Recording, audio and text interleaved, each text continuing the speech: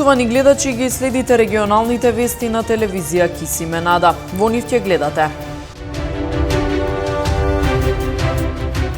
горно-респираторните инфекции, грипот и коронавирусот најчестите здравствени проблеми за кои што граѓаните се обраќаат во службата за итна помош во Тетово.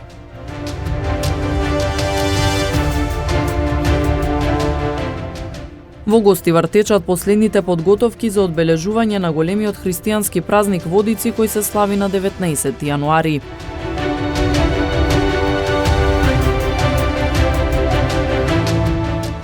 Телото на Иќерем Лутфију, по кој се трагаше повеќе од 2 недели, пронајдено во водите на река Пена во атарот на Тетовско Фалише.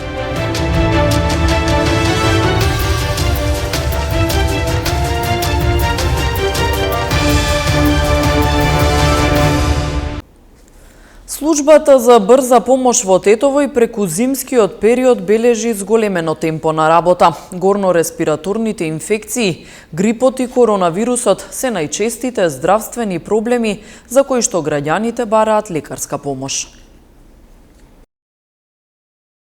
Вирузите, горно-респираторните инфекции, грипот и коронавирусот се најчестите здравствени проблеми за кои што граѓаните бараат лекарска помош на 194.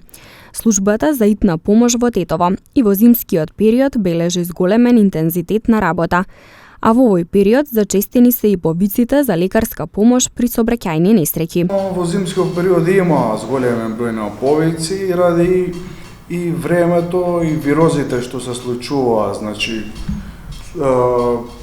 поголем број се горно-респираторни вируси. Нормално дека имаме работа и со ковидот што овие денови.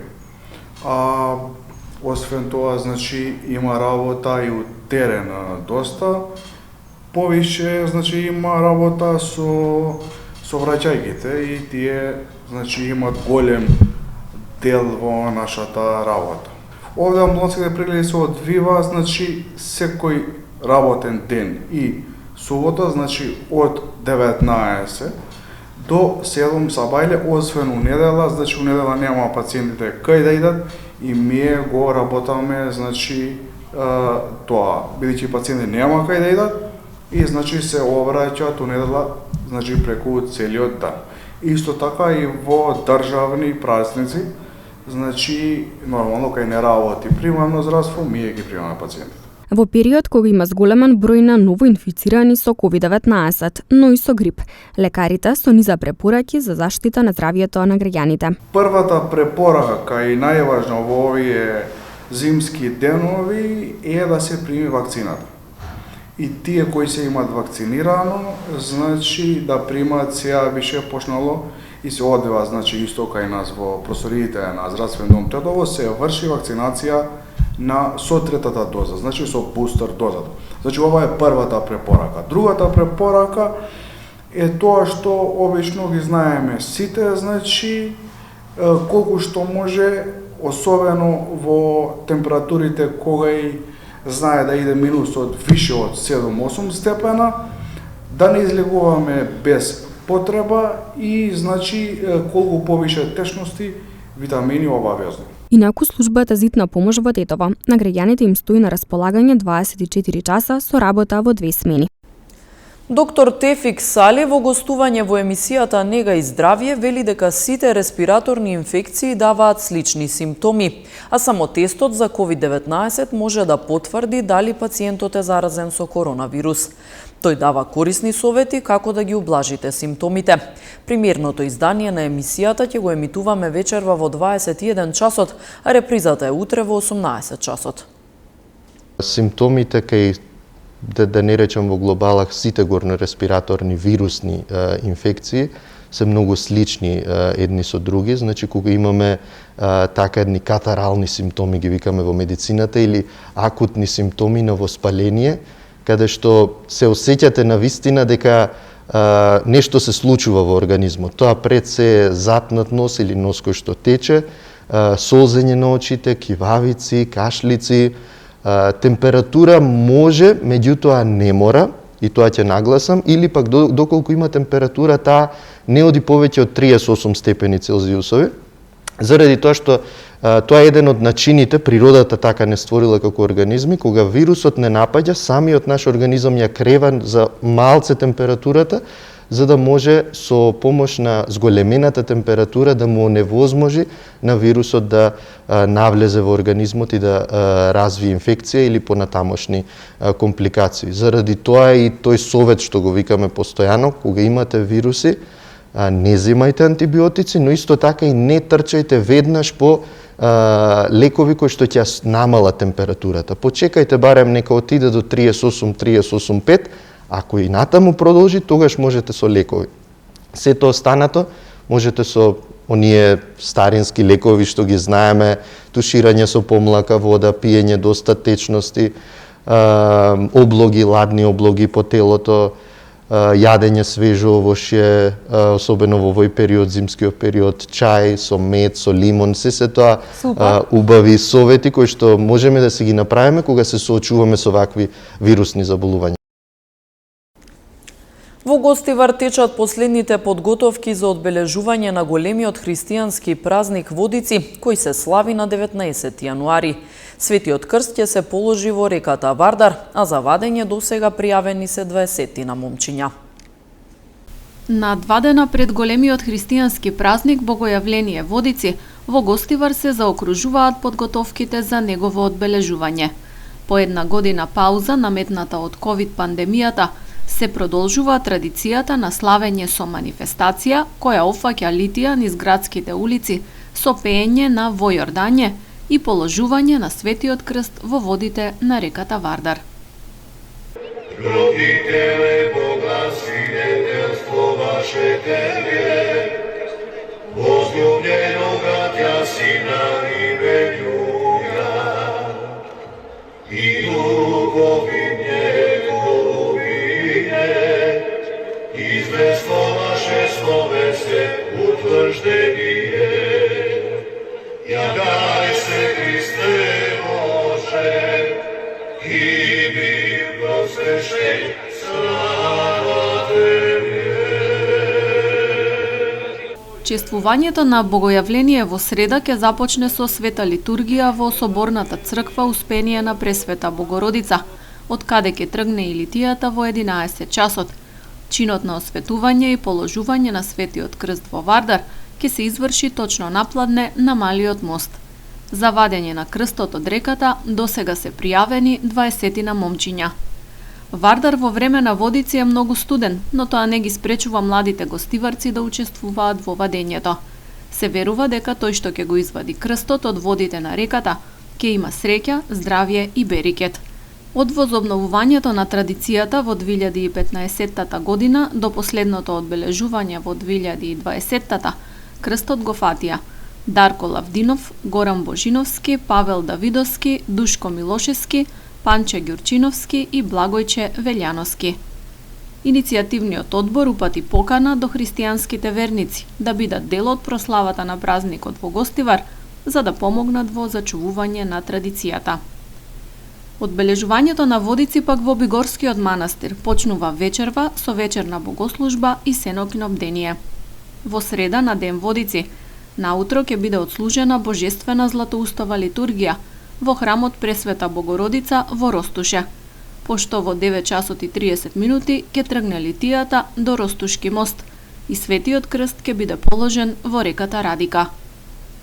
Богојавление Водици се празнува во чест на крштевањето на Исус Христос од страна на Свети Јован Крстител во реката Јордан. Димитар Ковачевски е начело на новата влада која синоќа беше избрана во собранието. Во владата на Ковачевски има 9 нови имиња во однос на кабинетот на Заев.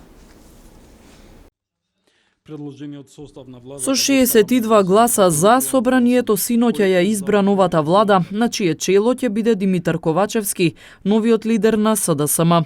47-годишниот Ковачевски е деветиот различен председател на влада од осамостојувањето на Македонија, а доаѓа на местото на Зоран Заев, кој поднесе оставка по тешкиот пораз на СДСМ на ланските локални избори.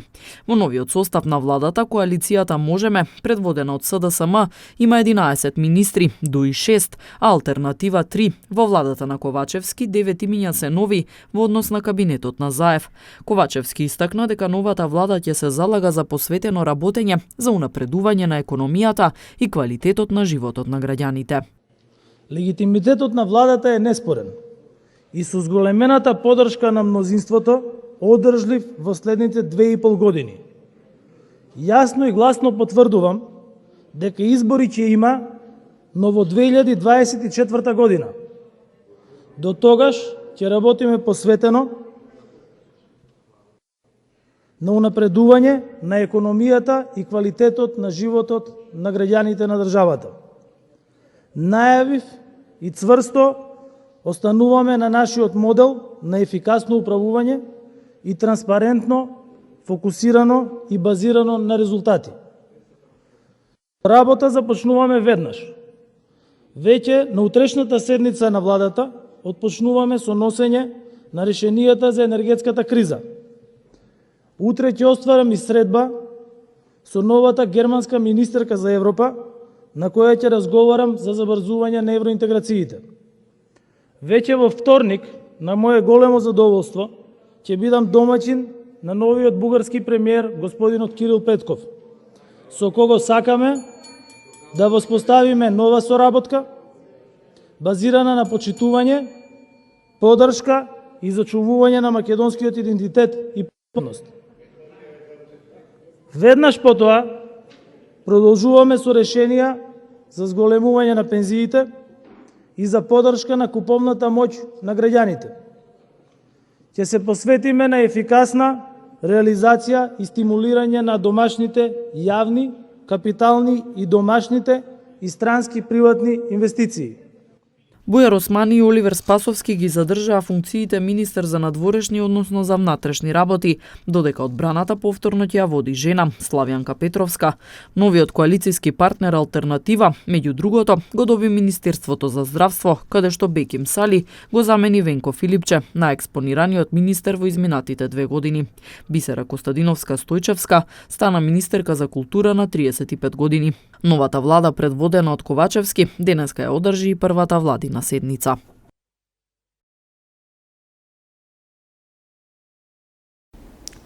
Во водите на реката Пена во атарот на тетовското село Фалише вчера било пронајдено телото на 62-годишниот Итјерем Лутфију од Тетово, за кого на 31 декември било пријавено дека се оддалечил од домот. По повеќе од 2 недели потрага, вчера во водите на реката Пена во атарот на тетовското село Фалише било пронајдено телото на 62-годишниот Итјерем Лутфију од Тетово, за кого на 31 декември било пријавено дека се оддалечил од домот. По добиената пријава, по исчезнатиот интензивно трага екипи на секторот за внатрешни работи Тетово, а во потрагата биле вклучени и кучиња трагачи, како и граѓани доброволци кои дадоа свој придонес во акцијата. На Лутфију од 31 декември 2021 му се губи секаква трага, а неговиот син постојано апелираше преку медиумите граѓаните да го информираат доколку забележат нешто што ќе биде од помош за потрагата. За жал, откако телото било пронајдено во река, лекар констатирал смрт, а на местото бил извршен увид од страна на полициски екипи во координација со јавен обвинител, по чија наредба телото е пред. Во продолжение информациите од полицискиот билтен на СВР Тетово. Во текот на вчерашниот ден на едно лице од Тетово и 3 лица од Гостивар изготвени им биле соодветни поднесоци за неносење заштита на лицето. Полициски службеници од СВР Тетово во рамките на континуираните контролни активности за откривање и санкционирање на лица кои управуваат возила под дејство на алкохол, ноќеска во периодот од 21 часот до 3 часот по полноќ откриле и санкционирале 11 возачи, 9 од Тетово и 2 од Гостивар, кои управувале возило под дејство на алкохол, и еден возач во Тетово кој одбил да се алкотестира. Тие веднаш биле исклучени од сообраќај. При контролата биле констатирани и санкционирани и 32 останати прекршоци, 20 во Тетово и 12 во Гостивар. На сите прекршители изготвени им се соодветни поднесоци, при што ќе се соочат со парична глоба во износ од 250 до 400 евра во денарска противредност.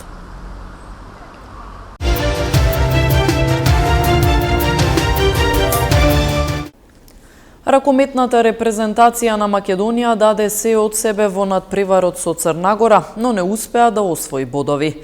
Нашата екипа се јавува со нови информации, а репрезентацијата денес се соочува со уште еден надпревар против селекцијата на Данска. Ракометната репрезентација на Македонија за жал го доживеа и вториот пораз на Европското првенство кое се одржува во Унгарија. И Словачка во рамки на групата А, која што се игра во Дебрецин, нашите ракометари се поразени од селекцијата на Црна Гора со 28-24. Ако за дуелот со Словенија можевме да кажеме дека одигравме одлично, дека за малку не успеавме да извлечеме реми или победа, овој пат Црна Гора сосема заслужено не победи. Победникот на овој дуел беше решен уште на стартот од надпреварот, кога Црна Гора победе со 4:0. Предноста на противникот, цел надпревар ја бркавме во првиот дел Црна Гора имаше предност од 5 голови разлика, но на крајот првото полувреме сепак заминавме на одмор со само 1 гол разлика, 17:16 за Црна Гора, а воедно го имавме и последниот напад во првиот дел со кој што можевме со реми да одиме на одмор. На стартот од второто полувреме, прв напад за Македонија, повторно можност да се вратиме во игра, но повторно не успеваме да направиме комплетен пресврт и да дојдеме во водство. Интересно за овој надпревар е тоа што нашата репрезентација ниту еднаш не водеше. Црна Гора постојано беше во предност, сосема заслужено забележа победа, најзаслужен за оваа победа на црногорците со која што остануваат во игра за пасман во вториот круг е голманот Симич. Во нашите редови најпрецизни беа Мартин Велковски и Цветан Кузмановски со 6, односно 5 погодоци. За овој надпревар вредно е да се напомене и враќањето на голманот Никола Митревски, кој првиот дуел го пропушти бидејќи беше позитивен на COVID-19, но затоа пред самиот дуел беше објавена веста дека централниот, односно кружниот напаѓач на Македонија, пикерот Стојанче Стоилов е позитивен на COVID-19 и тој не настапи на овој дуел. Македонија на ова европско првенство настапува ослабена бидејќи Дејан Манасков е повреден и не можеше да се стави на располагање на селекторот Кирил Лазаров, кој воедно, иако требаше да има двојна улова на ова првенство, сепак во овој момент е само селектор бидејќи се повреди на првиот тренинг, односно на првиот официјален тренинг пред стартот на европското првенство. На вториот надпревар од нашата група Данска со 34:23 убедливо ја совлада селекцијата на Словенија. Данска со 2 победи од 2 надпревари веќе е пласирана во следниот круг, а Словенија и Црна Гора во нивниот меѓусебен дуел денес ќе одлучуваат која ќе биде втората репрезентација која што ќе патува во втората фаза во онаа главна рунда која што ќе се одржува во Будимпешта.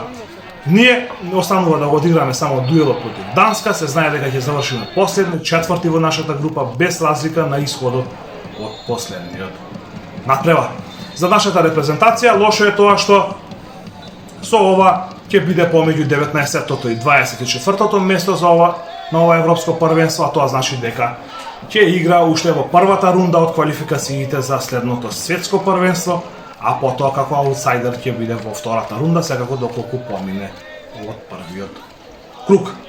Уште нешто што треба да се истакне од овој надпревар, тоа е големата поддршка која што ја имаа нашите ракометари од трибините, можеби двојно поголема бројка за разлика од таа на дуелот против Словенија, можеби бидејќи надпреварот се играше преку викенд, па имаше навивачи кои допатуваа специјално само за овој надпревар, кои што поради работни обврски не беа во можност да го следат дуелот против Словенија, а нема да бидат во можност да го следат ниту денешниот надпревар против Данска.